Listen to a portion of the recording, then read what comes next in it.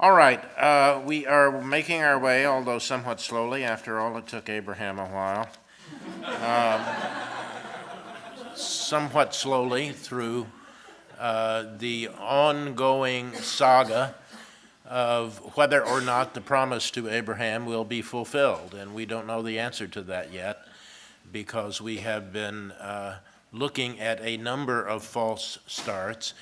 And Abraham, although he is certainly obedient, and that is the underlining theme of his relationship with the deity, he is obedient, but he is somewhat dumb, and he is anxious as he gets older and older. He's now pushing 100, according to the narrative, and still there is no direct heir to inherit the promise. Abraham, you remember, took matters into his own hands, or more accurately, his wife Sarah did, and gave to him as a concubine a maid, and they did indeed have a child. That did not work out terribly well with Sarah. She came up with the idea, but after it worked, she was not happy with it, and began to abuse the maid. The maid quite naturally left. God stopped that and said, no, you need to go back because I have plans for this child. The child will eventually be named Ishmael, and the plans that God has are exactly the same plans that God has for the heir to the promise to Abraham. Namely, the child, Ishmael, will be built up into a nation in his own right. And the vocabulary here, if you look at the two stories together, the vocabulary is exactly the same in both instances. This is something particularly in the current political climate that we need to remember. Ishmael will, according to biblical tradition, be the ancestor of the group that eventually become the Arab nations. And it's important to see that as a parallel promise to the promise that is made to Abraham, and the heir to that promise will be Israel. Finally, after all of this waiting, Abraham does have a child through Sarah, and having done that, Sarah decides that the moment is right to get rid of this other kid completely, and we have Abraham agrees to that premise. Abraham is congenial, if nothing else, a little stupid, but congenial. And so Abraham names the son through Sarah Isaac, and thereafter there will be a number of word plays on that name throughout the narrative. That doesn't really concern us here, but it's a wonderful word. It means to play, to be happy, to enjoy, and so on. And there will be a number of references to it in the narrative. But playing with the other child, the child of the maid, is not all right with Sarah. And she therefore exiles both of them, sends them out into the wilderness, assuming that they will die. Abraham provides a skin of water, but that is soon gone in the wilderness. One begins to sense now the way in which the Yahwist writer is manipulating our feelings in this narrative. There is a lot of that going on in the Yahwist narrative, and you need, when you read these things, to take seriously the way in which the Yahwist tries to express the feelings of the characters. This is something that we did not get in the primeval history, but we get a lot of it in the ancestral stories. So in chapter 20, we have seen that Abraham had another one of these wife-sister moments.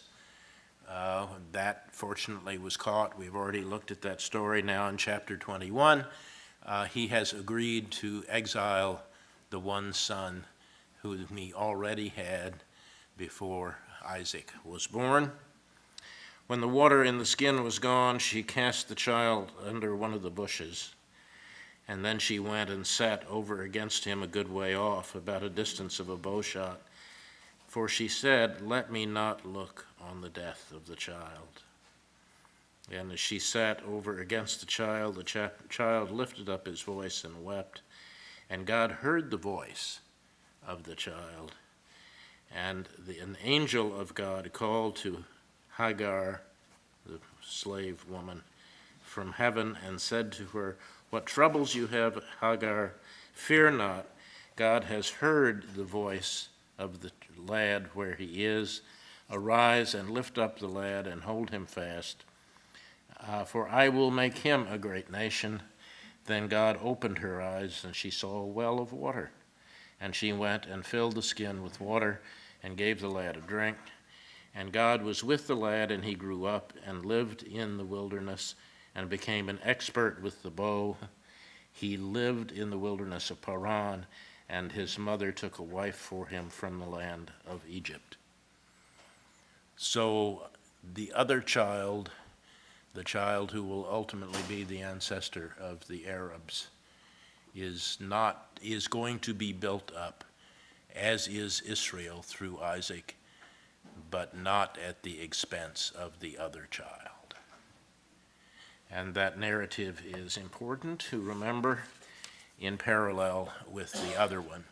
It's exactly at this point in the story that the greatest test of Abraham's obedience to Yahweh occurs, in this terribly important and terribly difficult story, both for Jews and for Christians, which we call the sacrifice of Isaac, but which in Jewish tradition is known as the Akedah, the binding of Isaac.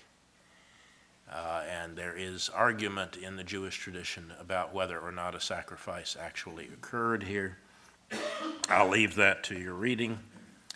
But again, notice the way, and you have a reading on this too, so I won't belabor the point, but notice the way in which the Yahwist tells this story, and I do think it is a Yahwist story. I won't go into the argument for that. It doesn't really matter. It's the importance of it is where it sits in the series of stories about Abraham. And after all these things, God tested Abraham and said to him, "Abraham." Now, at the beginning, we know what the rest of what the characters in the story do not know, namely that this is only a test. That does not help. The moral issue in the story concerns not so much Abraham's obedience, although that raises moral issues in its own right.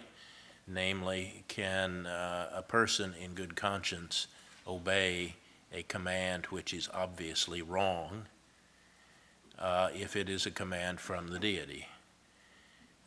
With translation, it becomes the paradigm for considering ethical issues about superiors giving illegal commands to inferiors, and therefore is a kind of general story, quite apart from its own setting here.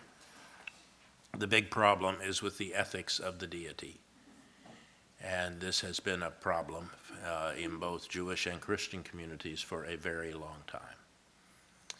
And just calling it at the beginning a test, which the author does, helps the reader understand perhaps what is going to happen, although not necessarily.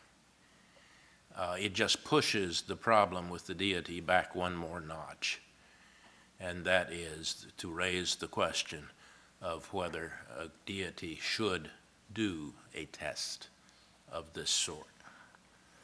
After these things, God tested Abraham and said to him, "Abraham," and he said, "Here am I." He said, "Take your son." Here the rabbinic midrash on this story is wonderful.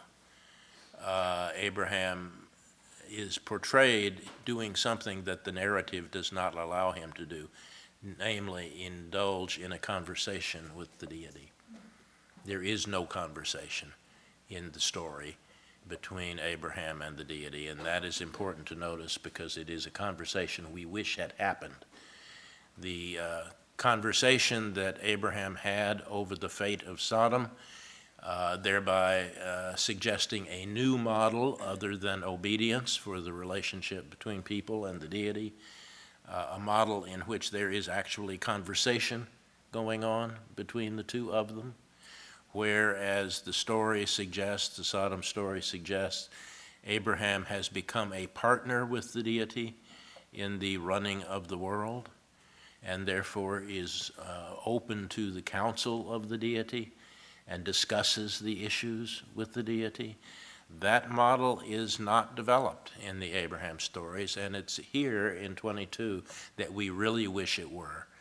And so the rabbis pick up on that and supply a conversation that took place between Abraham and the deity.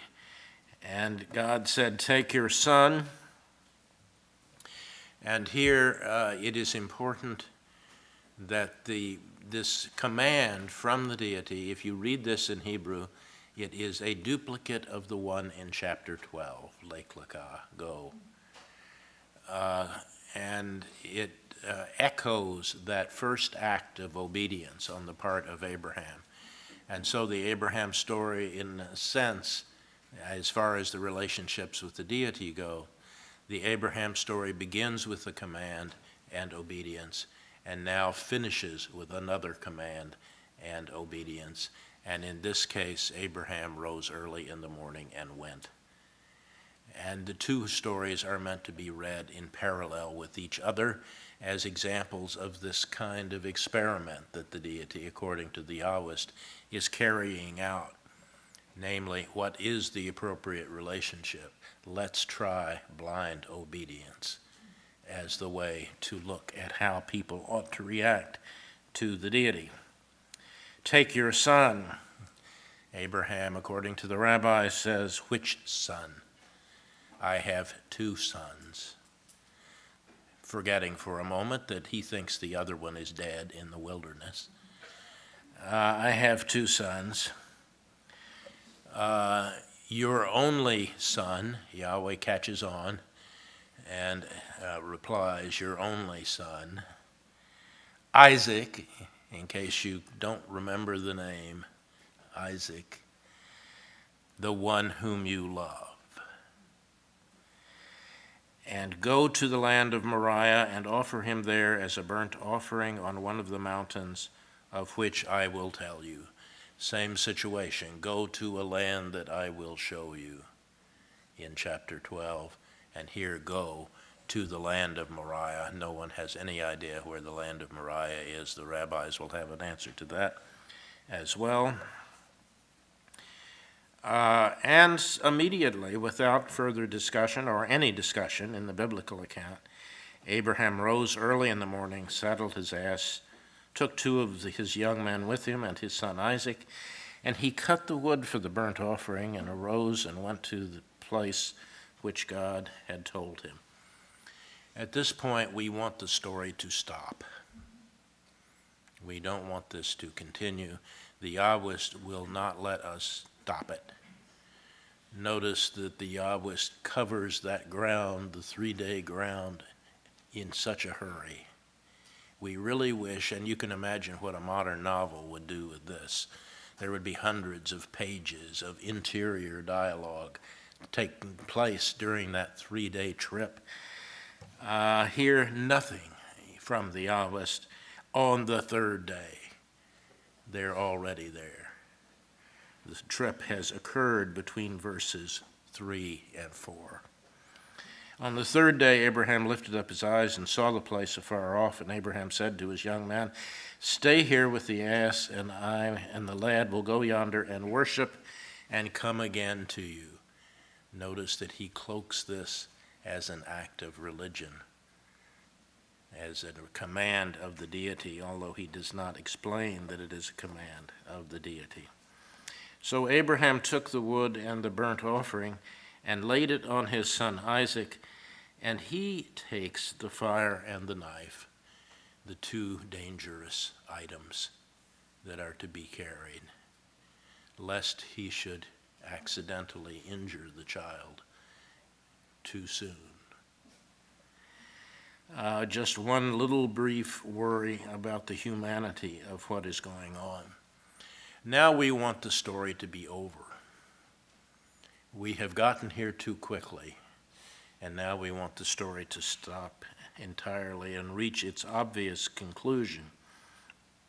What does the Yahwist do? The Yahwist slows it down. And we have this agonizing trip up the mountain described in great detail, and now a conversation between Abraham and Isaac. And so he said to his father, Abraham, my father, and he said, here am I, my son. He may be a child, although just how much a child is not clear from the narrative. But he's no dummy. What's this wood doing? And what is the fire and the knife doing? And I don't see any sacrificial lamb. There's fire and wood here, he says. Where is the lamb for the burnt offering? Abraham answers, God will provide himself the lamb for a burnt offering, my son. Punctuation is important in Abraham's reply. Does one read it literally, or is it simply an address, my son? There is, of course, no punctuation in the Hebrew text. You have to supply that, as I just did, punctuation through intonation. And so both of them went on together. And when they came to the place which the Lord had told him, Abraham built an altar there and laid the wood in order, and bound Isaac, his son, and laid him on the altar with the wood. And Abraham put forth his hand and took the knife to slay his son. But the angel of the Lord called to him from heaven and said, Abraham, Abraham. The repetition is emphasis. This angel is shouting at Abraham, lest Abraham said, wait a minute, what was that? So the text wants us to know that the angel was really insistent about this. And suddenly the test is stopped at the crucial moment. He said, do not lay a hand on the lad or do anything to him, for now I know that you fear God, seeing that you have not withheld your son, your only son, from me. And Abraham lifted up his eyes, and there was a ram caught in the thickets by his horns.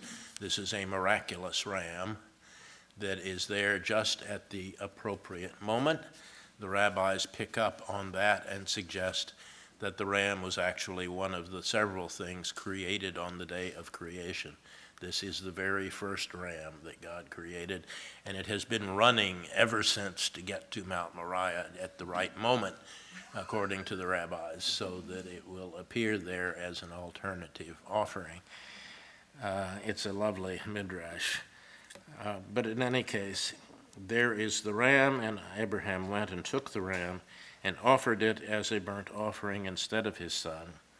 So Abraham called the name of the place, the Lord will provide, as it is said to this day, on the mountain of the Lord it shall be provided, or probably more accurately, on the mountain of the Lord he will appear, is the etymology that they're doing. The story, of course, was not created for the etymology. The story is created because it is a part of this string of stories that talks about the near failure of the promise because of activities on Abraham's part. The promise is now repeated. It's often said that this story originally is an explanation for why the Israelites did not sacrifice children. The problem with that is twofold. First of all, sacrificing children, it was not a normal practice in many places in the Middle East. There are a couple of examples of it in the late period where it seems to go on. Otherwise, offering a human sacrifice is considered to be a major thing. It's an important thing. It is not something done routinely. And therefore, the idea that this story is told to explain why the practice was stopped doesn't make a lot of sense. It probably was not done ever as a routine thing, and that's precisely the point. If you're going to sacrifice a human life, there has to be a really good reason for it. And the examples that we have of the practice, first of all, are never Israelite. They are foreign to the person telling the story. And it is the case that the extreme situation under which the practice is undertaken is dramatized in the narrative. That's not the case here. This is simply the deity saying, do this, and then it is done, or at least begun. Later on, the prophets Jeremiah and Ezekiel will not see this as a legitimate practice. It's one that they think goes on, and we'll come to that in Kings. We won't go into the details of it now. But God in Ezekiel calls this a bad law. And the reference is to the offering of firstborns as part of routine offering. And we'll come to that when we get to the Sinai legislation and look at the way the legal tradition handles that command in the legal tradition. What is important about the story is not so much that it explains why it is no longer done, but it explains why the deity did not, in fact, demand this later on. Something happens to Abraham here, and God recognizes, I think, in the sequence that the story is currently in, God recognizes that there are limits to this model of blind obedience. Look how far it can go if you follow it all the way to its end. And I think the fact that God never makes another request like this in our narrative is an indication that God is not pleased with the way this turned out. There ought to have been a conversation. There ought to have been a pushback from Abraham to the deity. And one senses that God really prefers that, and so it will not come as a great surprise when the next recipient of the promise is going to be, first of all, Isaac, and then Jacob, who is not, whatever else you say about him, very obedient, and is constantly in some kind of an interchange with the deity, and it will be Jacob who gives his name to Israel. He becomes Israel. And that, I think, is the model which will finally win over the experiment of how the deity and human beings ought to react with each other. That brings us, since there are very few Isaac stories, the only one that we have really that's serious is the one about the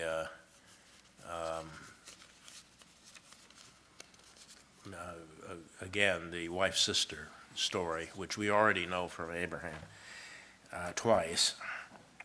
We get another version of it for Isaac. Otherwise, there's very little Isaac material in our text, and the text moves on immediately to Jacob. So the Jacob story is a very different kind of story, and Jacob is a very different kind of character. The stories themselves show literary development before they are taken into our text, and I've already said something about that. There seem to be two cycles of stories, each involving Jacob in a slightly different location, one on the west side of the Jordan, which talks about his interactions with his parents and with his brother Esau, and one that takes place over with his mother's family on the east side of the Jordan, where they are Aramaic speakers over there, and have Aramean heritage. The transition between the two occurs because of an incident that took place in chapter 27, and I want to look at that with you because it's a really good example of how the Yahwist tells Jacob's stories. These were certainly popular stories. Many of them, particularly the Jacob-Laban material, many of them really have no redeeming theological value. It's very hard to preach on the sheep in that story, where Jacob is busily trying to get a flock of his own and keeping the flock of Laban for him. There really is very little to lift up in Jacob's character. If you're looking for preaching points on the Jacob-Laban cycle. But they are wonderful stories, and you ought to read them just for the fun of reading them. And you get the sense that a lot of them were passed on from generation to generation precisely because of that, and because the characters in the story represent nearby people. And so the kind of story that we're getting here is stories the Israelites would have told about the neighbors, whom they didn't always get along with. So the Aramean speakers to the north were a constant problem during the Omrid period for the northern kingdom, particularly. And the Moabites were an on and off problem. The Edomites were an on and off problem. And so Esau is going to be the representative of one of these groups, and the Moabites will be represented by another character in here. And there are stories about the origins of these people. And you get sort of folklore motifs in here of the relationships between Israel and its neighbors that are well known from people who live in close geographical proximity to other people that they don't particularly like. So, I mean, you know the example. I've already given you a couple of examples of it, what New Yorkers say about people from New Jersey and what Texans say about people from Oklahoma and so on. So you can supply your own example of this. Kentucky, Tennessee, particularly on the edge of the big basketball game each year between the two, and so on. So these are the kinds of stories we're dealing with. At the same time, they are going to be told with a fair amount of sensitivity to character development. And that is an interesting thing to look at in the stories. So if you look at chapter 27 as an example of this, this is the story. Now remember where we are in the cycle of stories. We've already had the first indication of the character of Jacob by the fact that he has already bought, although under extreme conditions, the birthright from the firstborn of the pair, Esau. He's already bought for the price of a meal. He has already bought the birthright, that is the right of the firstborn to inherit. This story will be the story of how he gets the ancestral blessing, which is the second thing that he needs, because the father, Isaac, could just as easily pass that on to Esau. And notice the way now that the story is told and the sensitivity and character development that we see in the story. Jacob from the very beginning is a kind of malleable opportunist, somewhat amoral. His character, as the story is told, is not yet clear. And it's important to notice that Yahweh is not really his God. He is the ancestral God.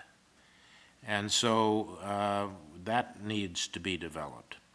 Rebekah, his mother, is the one who actually engineers the stealing of the blessing. She is a good example of the way that women operate in this society because of their lower social power. They have to do things in a different way, and we'll see examples of this throughout. But don't be mistaken, she is the one who is driving the story. Esau, obedient, probably somewhat dense, maybe inherited this from the ancestral line, somewhat dense. He's the sort of person who is just born to be taken, and he is not an unlikable character. He really is, in his sort of backwoodsy way, sort of a pleasant character. Isaac emerges in this story almost as a tragic figure, as his own desires for how the story should turn out are thwarted. And we have all of this portrayed for us. This character development is portrayed here. There's really no theological content here, other than how the story functioned to illustrate the Yahwist view, which by this time we're beginning to understand, that the blessing and the promise go to the people that God wants it to and not to the obvious recipients. It will not be the firstborn. It will not be the most powerful who receives the blessing. And it will not necessarily be the person with the best character or the one who is the most obedient. God gives this promise as God wills it to be, and you should not forget that. And in case you missed the point, we've got a whole succession of stories about various ancestors who receive God's help and support because God wants to help and support them. So the blessing cannot be predicted in terms of where it will go. Now, when Isaac was old and his eyes were dim so that he could not see, he called Esau, his older son, and said, "My son," and he said, "Here am I." He says, "I am old, and I do not know the day of my death.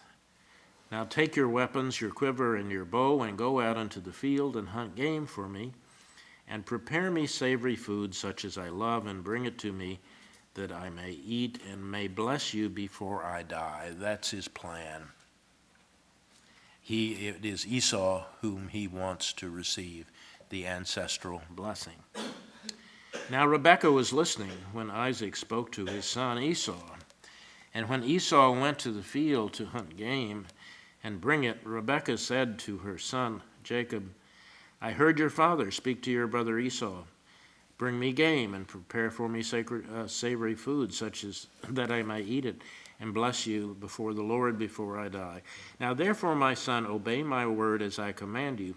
Go to the flock and fetch me 2 good kids, that I may prepare them as savory food for your father, such as he loves, and you shall bring it to your father to eat, so that he may bless you before he dies."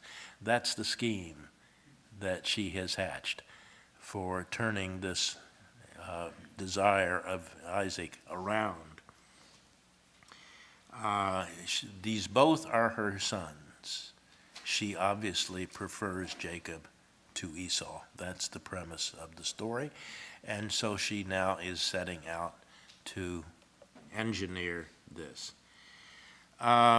Jacob is an opportunist, but like many opportunists, he is not always wanting to do what the best way of proceeding is. He's a little afraid of this scheme. He does not have the bravado to take it on by himself, and he expresses that.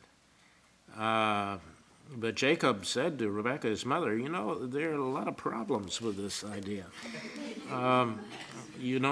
My brother Esau is a hairy man, and I am a smooth man. What's going to happen if my father should feel me? and catch on to what is happening, what I will seem to be mocking him, and bring a curse on myself and not a blessing. And his mother said to him, Upon me be your curse, my son. Now obey my word and go and bring these things to me. And so he went and he took them and he brought them to his mother. His mother has already thought about this. His mother prepared savory food such as his father loved. And then Rebekah took the best garments of Esau, her older son, which were with her in the house, and put them on Jacob, her younger son. And the skins of the kids she put upon his hands, and the smooth part of his neck. And she gave the savory food and the bread which she had prepared into the hand of her son Jacob. So he went to his father and said, My father. And he said, Here I am, who are you? He cannot see what is going on. Jacob said to his father, I am Esau, your firstborn. I have done as you told me. Now sit up and eat of my game that you may bless me. Let's get to this blessing thing. But Isaac said to, and notice now the way, again, that Yahwist is manipulating us as the reader. Is Jacob going to succeed in this cockamamie scheme? Well, we don't know. And the story is told very slowly.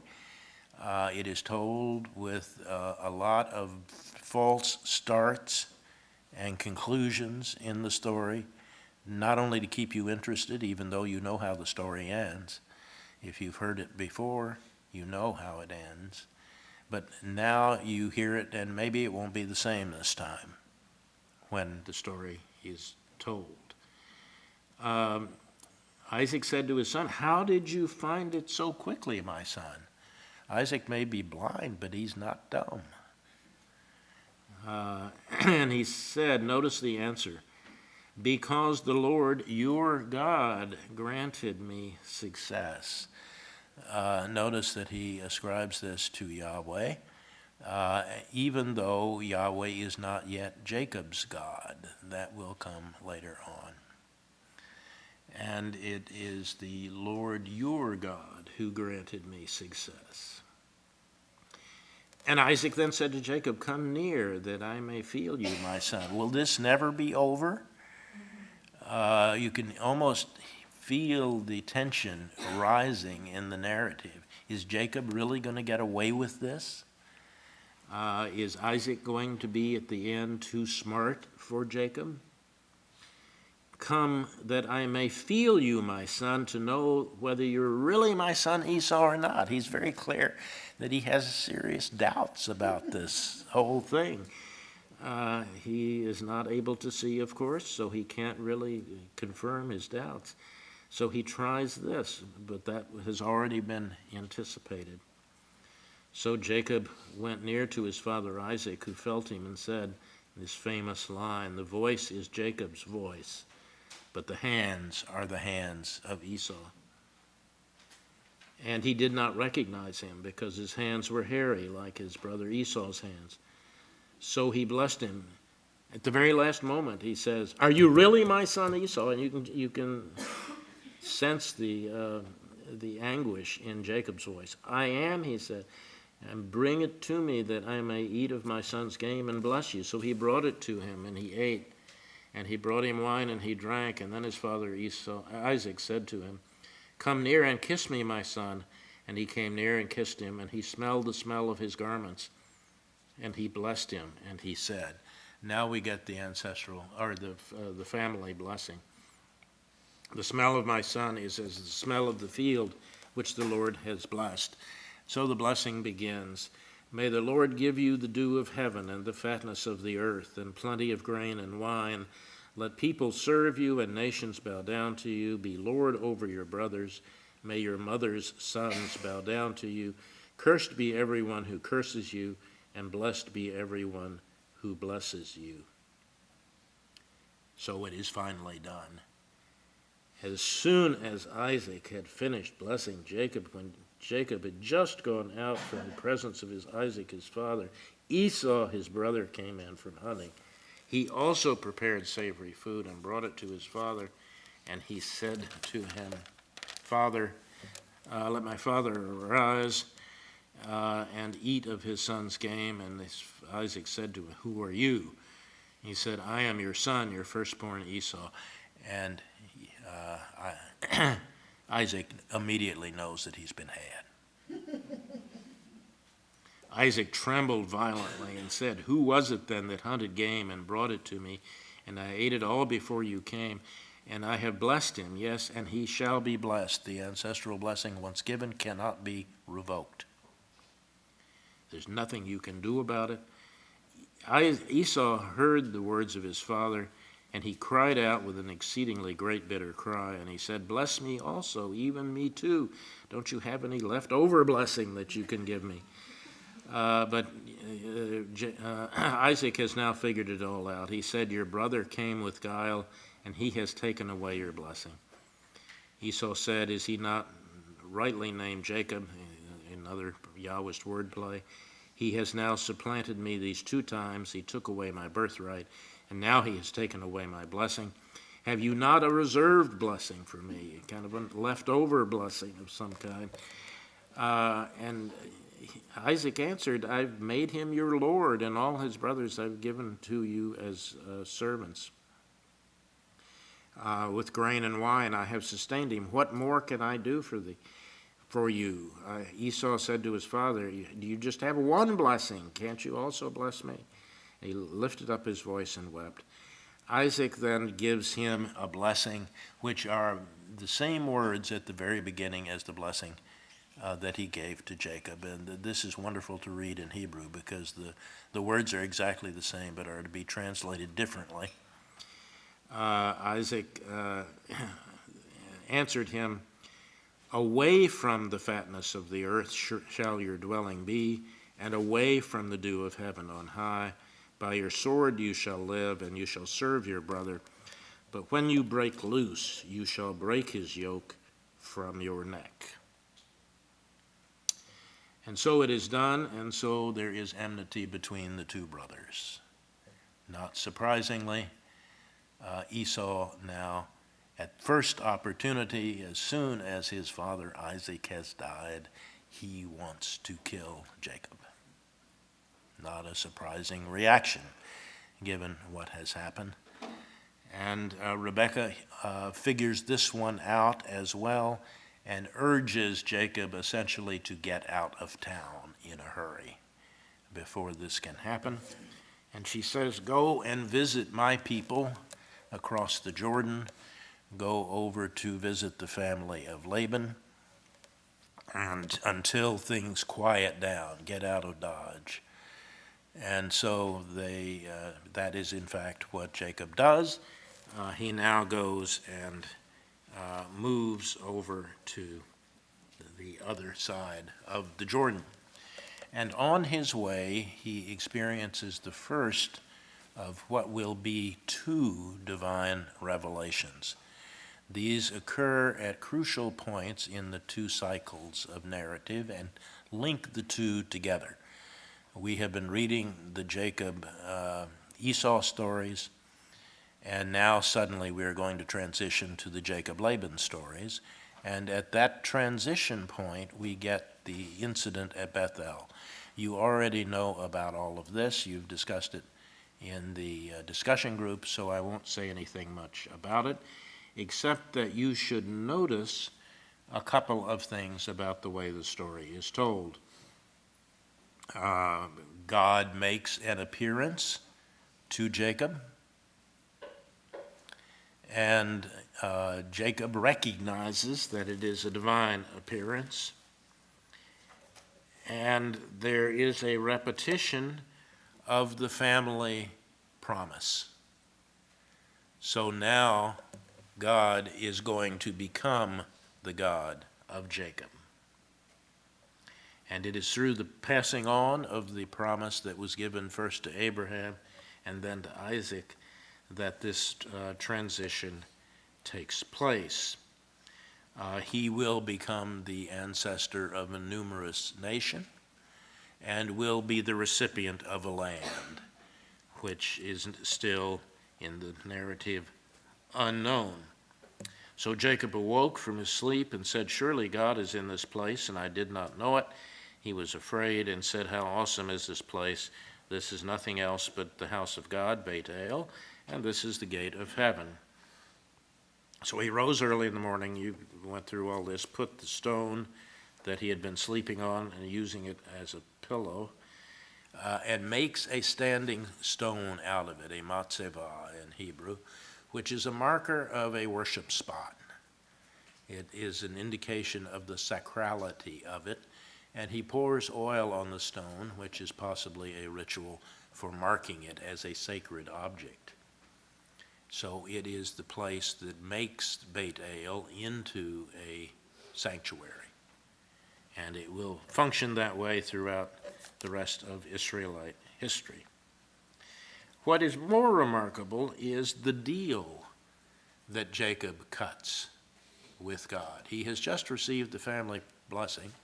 He has just received the ancestral promise that was passed on from Abraham to Isaac and now to Jacob. And you'd think that the appropriate reaction would be, well, thank you very much, and I'll do my best to live up to this. And that's not what he says. He makes a vow to God, if God will be with me and will keep me in this way that I go, and will give me bread to eat and clothing to wear, so that I come to my ancestral house in peace, then Yahweh will be my God, and this stone which I have set up as a pillar shall be God's house, and of everything you give me, I will give a tenth to you. So he strikes a bargain with the deity, and the remaining stories will determine whether or not God will succeed in being the God of Jacob and the rest of the line. We move over then to Laban and the Laban stories, and one gets a sense now by looking at these stories of the tone of the interaction that's going to take place between Jacob and Laban. So he comes, moves over to the east of Jordan in chapter 29, and he saw a well in the field. And there were 3 flocks of sheep lying beside it, because out of the well the flocks were watered. And there was a stone on the well's mouth that was very large. That's the gimmick. So it's big, and if you're going to water your sheep out of this well, you've got to have a lot of people to move the stone. This is a way of safeguarding the well so that somebody cannot take the water without being part of the assembled group. So people are standing around the well. Jacob said to them, "My brothers, where do you come from?" They said, "We are from Haran." What do you know? That's exactly where he's headed. And he said to them, "Do you know Laban, the son of Nahor?" And he's a relative. "Yes, we know him." He said, "Is everything well with him?" And he said, "Yes, it is well. And look, Rachel, his daughter, is coming with the sheep."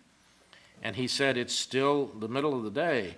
Is it not time for it's not time for the animals to be gathered together. Water the sheep and go pasture them." But they said, "We can't do it until all the flocks are gathered together and all the shepherds are there, and they all roll the stone away from the mouth. And then we water the sheep." While he was still speaking, Rachel came with her father's sheep, for she kept them. Now when Jacob saw Rachel, the daughter of Laban, his mother's brother, and the sheep of Laban, his mother's brother, Jacob went himself and rolled the stone from the well's mouth. You can see the kind of folklorish element. He's so impressed, although it's not clear whether he's most impressed with her or whether he's most impressed with the sheep. Probably, by the time the story is over, he will have both. But that is still to come. And so Jacob kissed Rachel and wept aloud, and Jacob told Rachel that he was her father's kinsman, and he was Rebekah's son. And she ran and told her father. And when Laban heard the tidings of Jacob, his sister's son, he ran to meet him and embraced him and kissed me and brought him to his house. Jacob told Laban all these things, and Laban said, "Surely you are bone of my bone and flesh of my flesh." And he stayed with him a month. Truer words were never spoken. He is, in truth, bone of bone and flesh of flesh. They are part of the same family, but they are both exactly the same character. They are both con men in the extreme, and the contest between the two of them will now begin. And we'll see how that contest works out when we look at the completion of the story next time and move on from the Jacob material into the descent into Egypt and the beginning of the Exodus.